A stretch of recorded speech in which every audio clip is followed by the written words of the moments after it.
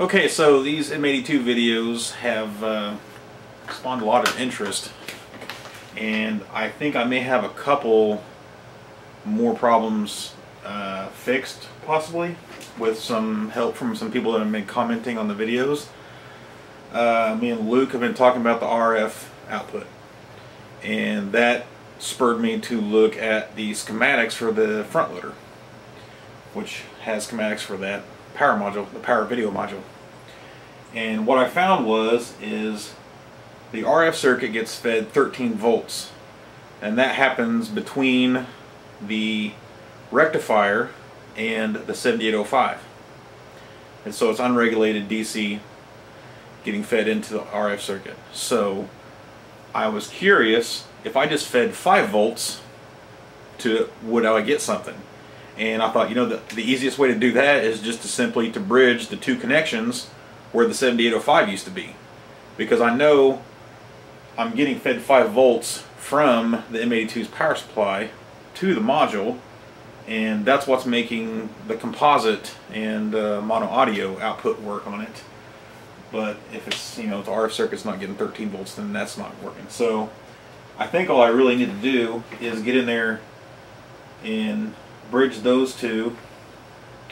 I think the two unused pins on the connector on the top of the module, which would be these two right here, are probably just the power button on the front loader.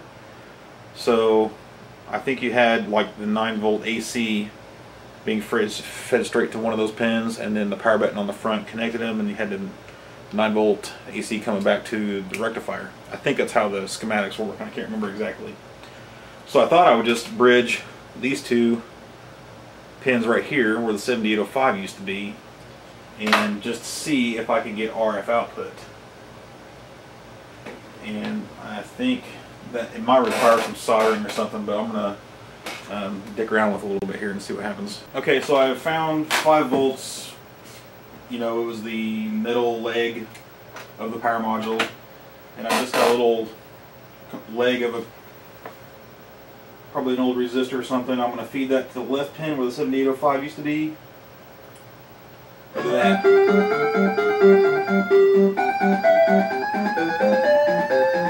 Nice!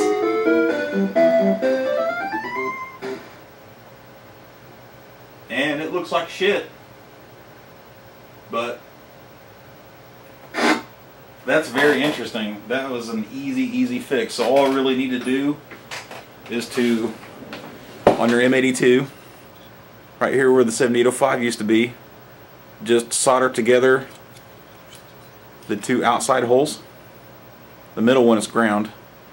So you'll just be feeding 5 volts from the M82 back into the unregulated DC part, and you'll have RF output. That's super interesting. Okay, so the other thing that happened today, Modding Royalty contacted me. I'm sure you've heard of him, Kevin Horton. I know I've tried to contact him a few times over the last what, 12 years that I've been doing this, and I've never gotten a hold of him, and he contacted me. That is awesome. But he had some ideas about why certain cartridges don't work in the M82 and ideas on how to fix it. The problem is, you know, I don't plan on keeping this. I was actually planning on selling it pretty soon, once I get an RGB modded and everything. So probably won't get around to playing with it, unfortunately. But it is cool that somebody knew what was going on and ideas how to fix it. Oh, and the controller ports. He says that there's 5 of them there, so that you can have 2 square pads, a zapper, and a power pad all connected in at the same time. Since they all use different data lines, they wouldn't be fighting each other to work. So that's why they're all there, and that does make sense. Probably not going to pull out a power pad and try that out. I just don't care, and I don't know there's that many people out there that really care if the power pad works on the M82. But getting, you know, like the power pack and he said Super Mario 3 and Castlevania 3. There's probably other games out there that do the IRQs differently than other carts, or the ones that don't work well. But you know, if it was an easy fix, just like swapping out some chips, I'd totally be down for that, trying that. So anyway, that's the latest and greatest for the M82. That's amazing that a simple little wire will get the RF working again, which, who cares? You know, nobody's really going to care to have RF output on their M82, I'm sure, but it's just really awesome to know that they wasted their time putting the holes in the back panel for the RF output when it didn't even work, and it was such a simple thing to make it work. Okay, another viewer with another excellent comment. Well, I didn't think about this, I don't know. But he says, hey, about that bright color situation, why don't you try playing with that trim cap? Duh. So I think I did a little bit already, and I've already got it looking a little less bright. But yeah, you can tell it changes the color a lot playing with that cap.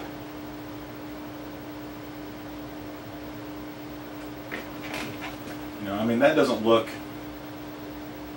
perfect by any stretch of the imagination, but I think that's a lot better. So yeah, excellent suggestion, thank you. Okay, so there's been some comments about possibly making this thing reset with a switch, which I think would be interesting. So I looked at the schematics, and pin 3 of the CPU is the reset signal. You just ground that out and it resets. And I followed that over here to a 74 HCT 373, and I get continuity on pin 19, which is 8Q, an output. So 8D, the input, I followed over and found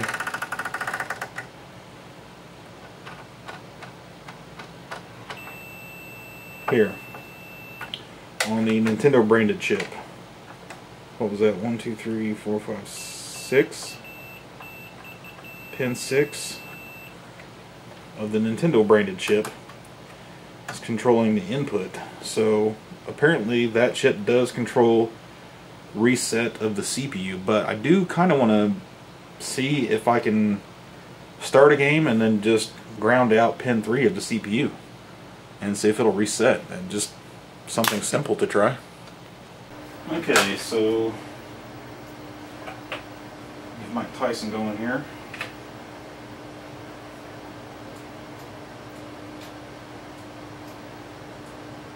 Oops, forgot I unplugged the controller stuff here.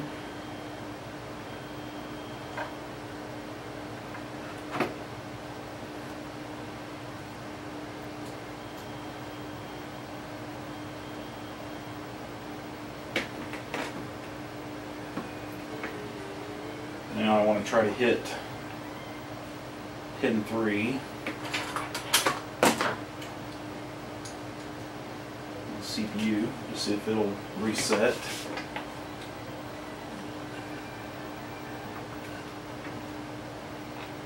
I think that works. Excellent. So yeah, all we need is, I mean, I could even put it back here, I guess. And of course I'll leave this up to the new owner whenever I sell this, if he wants to do, or she, if he or she wants to put a reset button on this, which would kind of be ideal, especially for if you get an EverDrive or a Power Pack. Speaking of EverDrive and Power Pack, I had some people saying, oh, it's power draw related. Try putting just one of them in there, which was the Power Pack we were having problems with, and I'm quite certain that it's not, but as you can see, it's cycling through. I guess you can't see, but hey, it finally stopped.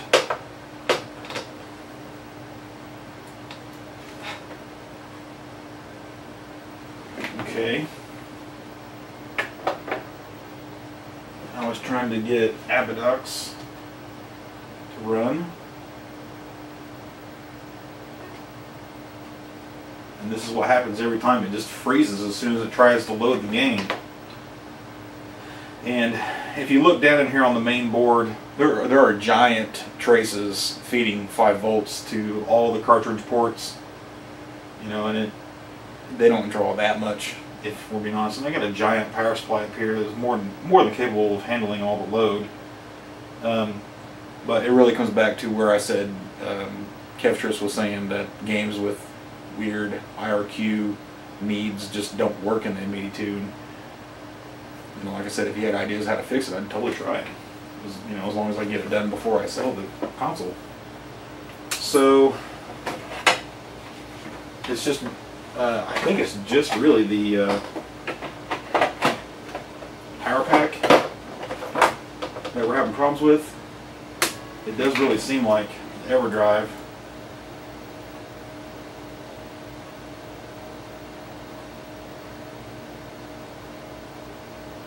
took a minute because it was still booting. But it seems like the EverDrive doesn't have problems. And I would test Abidox, but I don't think I have a working ROM on the EverDrive, or it just doesn't work on the EverDrive. But I do think I have YY World on the power pack. So we just need to try a different ROM. I don't remember what all I've tried so far. I think I was trying to try the test.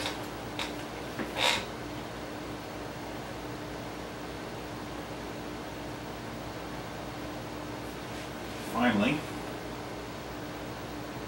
Let's see, I think I was trying to do test cart once. And that may have actually worked. I don't remember. Okay.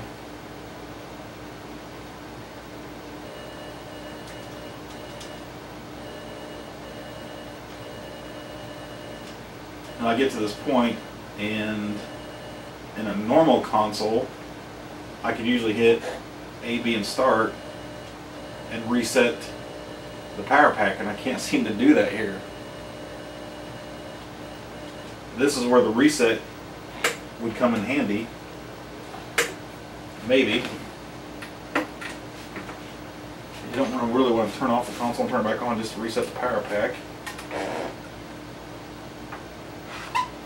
And that just resets to, you gotta hold it for 3 seconds to go back to the main menu. So if we do put a reset switch on here, it'll have to be one that we can hold down. Let's get a momentary. So that's kind of cool. I guess really just back to the games. So let's see. See if we can try something easy. Well, there's Abidox.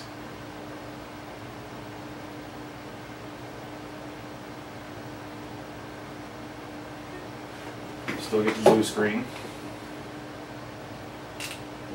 So we'll reset for 3 seconds. 1,000, 2,000, 3,000. Make a main screen. So that's good. At least it'll reset back out of a ROM that it hangs on. Duck Hunt. I wonder if this ROM actually works or not. Yep.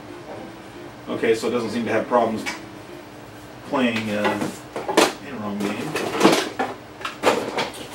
And I've actually yet to hook up a zapper to it. I'm going to go on the far right port.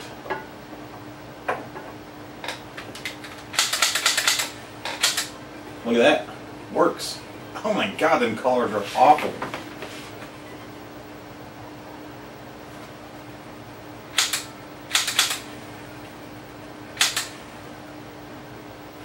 Seems to work.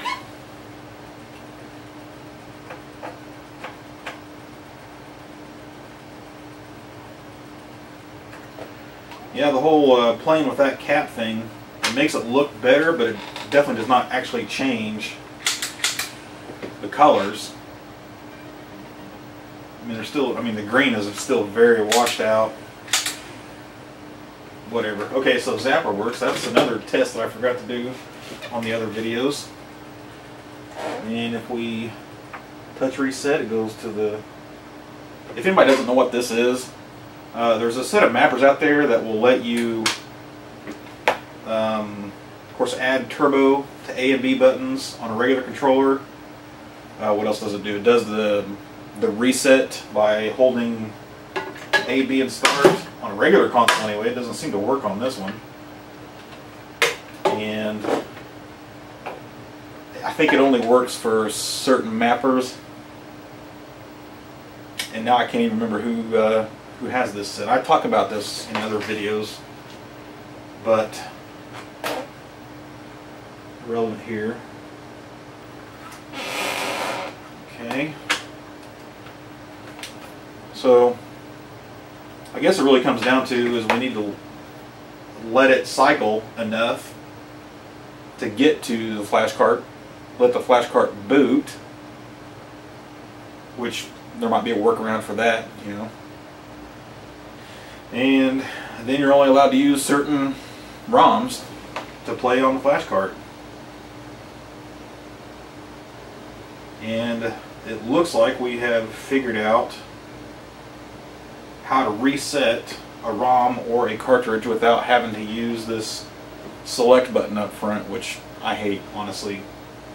It just seems to be too touchy.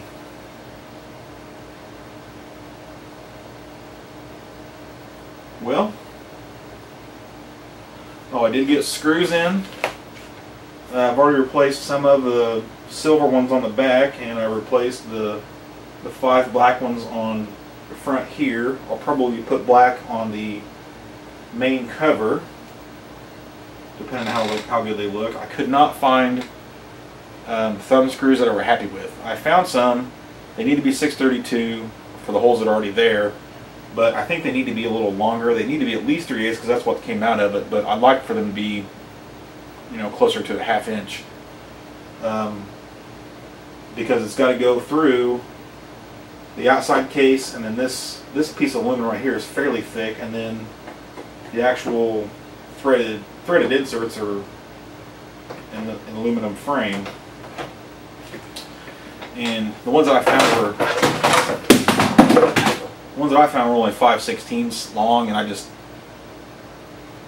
didn't really want to wait for them. If the new owner wants to get his own thumb screws in there, he can do it himself. It's not going to be expensive or nothing. I just didn't really want to deal with it. So also put in the original RF module, since I've figured out that the RF did not work because of what I found with the power. So the original RF, or you know, the original power video module is back in there. And that's another thing. I'll let the new owner decide if he actually wants the RF to work. Then I'll bridge those two solder points, and you can have RF output. Which, again, no idea why anybody would want that. Could even put a switch on it. Actually, that's an idea. Looks like it would fit right in there, and it would just, you know, you could just take the cover off and switch it on, switch it off. And if you ever, for any stupid reason, wanted RF output out of your M82. Okay, I believe that is I believe this is actually finally going to conclude everything that we've been talking about with M82 until we get into the RGB mod work. And I know I said that last video, but I think I'm actually pretty well ready to start RGB work. I've actually thought about, instead of doing it exactly like I did with this test station, I was going to replicate that black piece that goes right here. That way, and use a piece of metal, paint it black or whatever, and use the 2 screws that held this in place. That way, the new piece of metal would actually not only cover those screw hole inserts, but also the rivets for the posts on the back, and then the whole hole with that piece. And then I could just mount the multi-out and palette switch and maybe reset switch right in there. I don't know if there's room for all three or not. And then again, maybe whoever buys it may not want to switch pallets. It's a possibility. So yeah, I think I'm finally through with tear down, repair, cleaning, all those kinds of videos, and finally going to get to the RGB stuff.